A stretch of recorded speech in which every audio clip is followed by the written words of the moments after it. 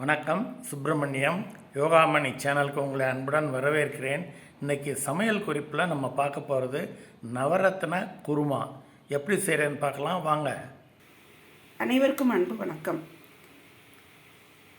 திருமதி சுப்பிரமணியம். இன்றைக்கி சமையல் குறிப்பில் நம்ம பார்க்க போகிறது ஒரு நல்ல ரிச்சான ஒரு குருமா, நவரத்ன குருமா.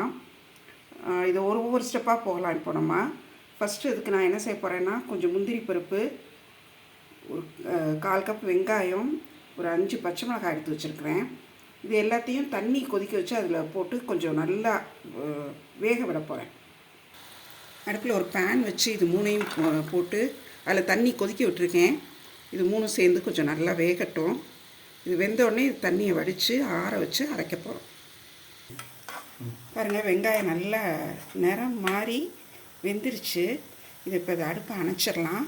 இதை நல்லா ஆற வச்சு ஒரு நல்ல நைஸான பேஸ்ட்டாக மசாலா அரைச்சிக்கலாம். அடுப்பில் ப்ரெஷர் பேன் வச்சு கொஞ்சம் எண்ணெய் ஊற்றிருக்கிறேன். அதுலேயே கொஞ்சம் வெண்ணெயும் போடுறேன். இந்த வெண்ணெய் கொஞ்சம் லைட்டாக உருகட்டும்.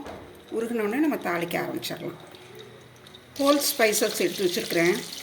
பிரிஞ்சி இலை, ஏலக்காய், கிராம்பு, மராத்தி மொக்கு, பட்டை, இந்த பொடியாக இருக்கிற அந்த கல்பாசி, கொஞ்சமாக ஜாதி பத்திரி, இது எல்லாத்தையும் இதில் போட்டுடலாம்.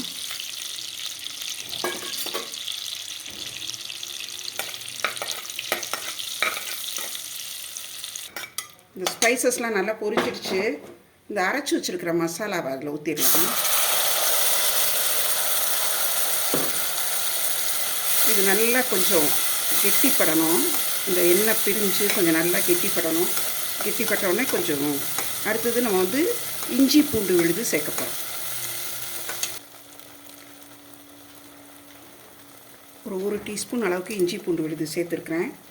சேர்த்து விட்டுட்டு கொஞ்சம் லோ ஃப்ளேமில் வச்சு இதை அடி பிடிச்சிடாமல் கொஞ்சம் நல்லா கிளறி விடணும். கிளறி விட்டு இது கொஞ்சம் கெட்டியாகட்டும்.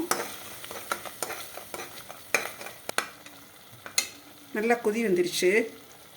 இந்த கொஞ்சம் ஒட்டாமல் வருது பாருங்கள். வாசனையே நல்லா மாறிடுச்சு. இப்போ கொஞ்சம் நல்லா தண்ணி சேர்த்துக்கலாம்.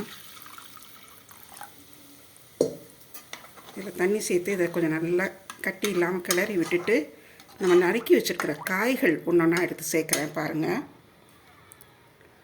பச்சை பட்டாணி 1 கப், உருளைக்கிழங்கு சின்ன சின்ன சதுரங்களாக நறுக்கி வச்சுருக்கிறேன், அது ஒரு 3/4 கப், கேரட் ஒரு 1/2 கப், பீன்ஸ் ஒரு 1/2 கப், காலிஃப்ளவர் நான் ஒரு 3/4 கப் அளவு எடுத்து பிளான்ச் பண்ணி வச்சுருக்கிறேன். அதாவது கொதிக்கிற தண்ணியில் உப்பும் மஞ்சள் தூளும் போட்டு அந்த தண்ணியிலே, இந்த கொதிக்கிற தண்ணியில் இந்த பூக்களை போட்டு எடுத்துருக்கிறேன். அப்போ தான் அதில் இருக்கிற தூசி இதெல்லாம் போகும், சுத்தமாகும். இப்போ இதையும் போட்டுடலாம். இது போட்டு நல்லா கிளறி விடலாம். கிளறி விட்டுட்டு கொஞ்சம் அந்த கன்சிஸ்டன்சி அட்ஜஸ்ட் பண்ணிக்கலாம். அட்ஜஸ்ட் பண்ணி குக்கரை மூடி வெயிட் போட்டு ஒரு சவுண்டு வரட்டும். குக்கரில் ப்ரெஷர் நல்லா அடங்கிடுச்சு. ஓப்பன் பண்ணி பார்க்கலாம். நல்லாவே வெந்திருக்கு. அந்த வெண்ணெய் அதெல்லாம் நல்லா உருகி நல்லா ஒரு க்ரீமியாக இருக்குது பாருங்கள். நம்ம அரைச்சி போட்ட முந்திரி பருப்பு இதெல்லாம். இப்போ இதை இறக்கி வச்சுட்டு இதில் இந்த நட்ஸ் வறுத்து போட போகிறோம். அதாவது இது நவரத்ன குருமா. 5 வெஜிடபிள் சேர்த்துருக்குறோம். ஒரு 5 விதமான நட்ஸ், 4 விதமான நட்ஸும் பன்னீரும் சேர்க்க போகிறோம். இப்போ இதை இறக்கி வச்சிடலாம். அடுப்பில் ஒரு பேன் வச்சு நல்லா 2 டீஸ்பூன் அளவு நெய் ஊற்றிருக்கிறேன். பாருங்கள், முந்திரி பருப்பு, பிஸ்தா, பாதாம், கிஸ்மிஸ் இதெல்லாம் எடுத்து வச்சுருக்கிறேன். இப்போ இந்த நெய்யில் போட்டு இதை கொஞ்சம் நல்லா ஃப்ரை பண்ணி அந்த குருமாவில் நம்ம சேர்த்துடலாம்.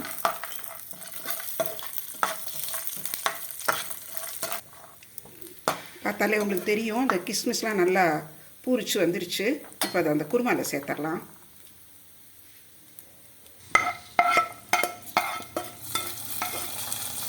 நல்ல ஒரு க்ரீமியான மைல்டு டேஸ்ட் இருக்கிற குருமா இது. சப்பாத்தி, பூரி, அப்புறம் கீ ரைஸ் அதுக்கெல்லாமே தொட்டுக்கலாம். இப்போ இதுக்கு தேவையான உப்பு சேர்த்துடலாம். உப்பு சேர்த்து அடுப்பு பற்ற வச்சுருக்கிறேன். அடுப்பில் இதை வச்சுருக்கிறேன். இது தவிர இப்போ பன்னீர் அது ஒரு 12 பீஸ் எடுத்து அதையும் இதில் போட்டுட்டு கொஞ்சம் க்ரீம் சேர்க்குறேன். கொஞ்சம் க்ரீம் நல்லா, இது வந்து நல்லா இன்னும் நல்லா க்ரீமியாக இருக்கும், அதுக்காகத்தான் இது சேர்க்குறோம்.